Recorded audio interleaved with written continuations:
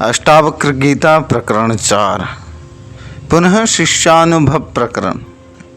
महर्षि अष्टावक्र का संशय देखकर राजा जनक को यह समझते तनिक भी विलंब नहीं होता कि उन्होंने स्वयं में आत्मा की प्रतीति करने के पश्चात अपनी जिस मानसिकता का उल्लेख किया था उससे अष्टावक्र जी संतुष्ट नहीं हैं।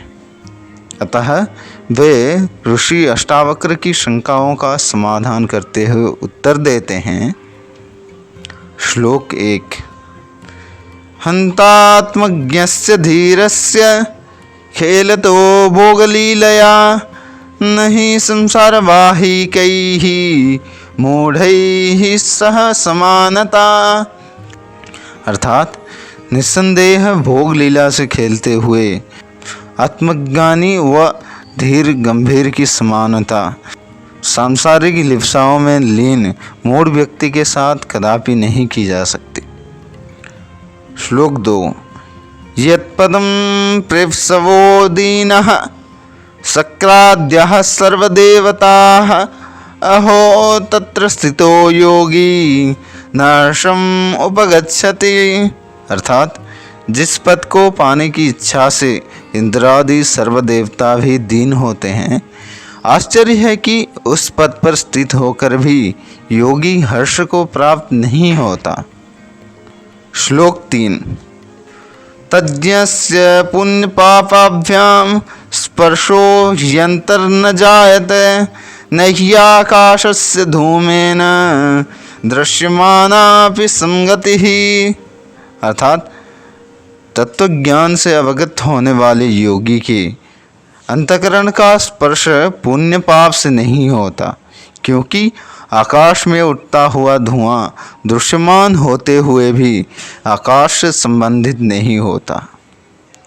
श्लोक 4।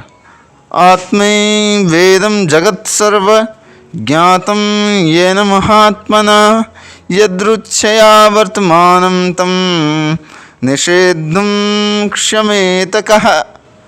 अर्थात जिस महात्मा को ज्ञान हो गया है कि यह समस्त जगत आत्मा है, उसे स्वेच्छा से आचरण करने से रोकने की क्षमता वर्तमान में किसे है।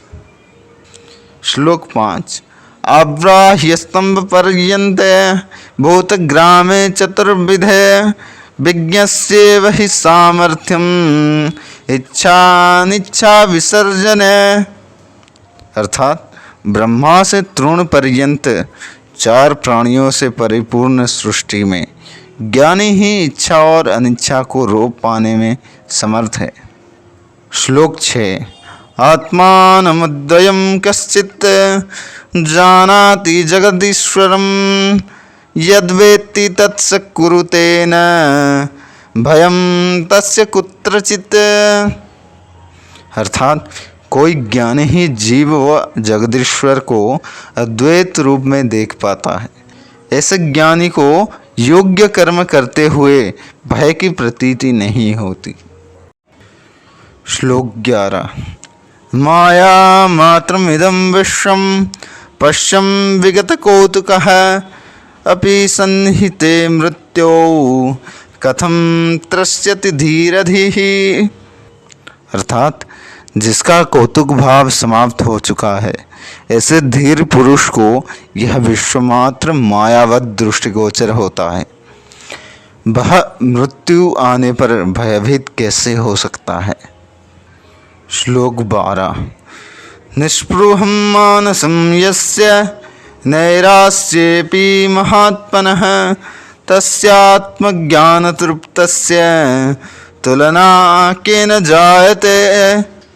अर्थात जिसकी मानसिकता मोक्ष की कामना से भी निष्पृह होती है, ऐसे आत्मज्ञान से तृप्त महात्मन की तुलना कैसे की जा सकती है। श्लोक 13। स्वभावादेव जानाति दृश्यमेतन्न किंचन इदं ग्राह्यम् इदं त्याज्यं स किं पश्यति धीरधिः। अर्थात जो धीर गंभीर जानता है कि यह दृश्य स्वभावतः कुछ भी नहीं, वह ज्ञानी किस प्रकार देख सकता है कि क्या ग्राह्य है और क्या त्याज्य है। श्लोक 14। अंतस्त्यक्त कषायस्य निर्द्वंद्वस्य निराशिषः यदृच्छायागतो भोगो न दुःखाय न तुष्टये।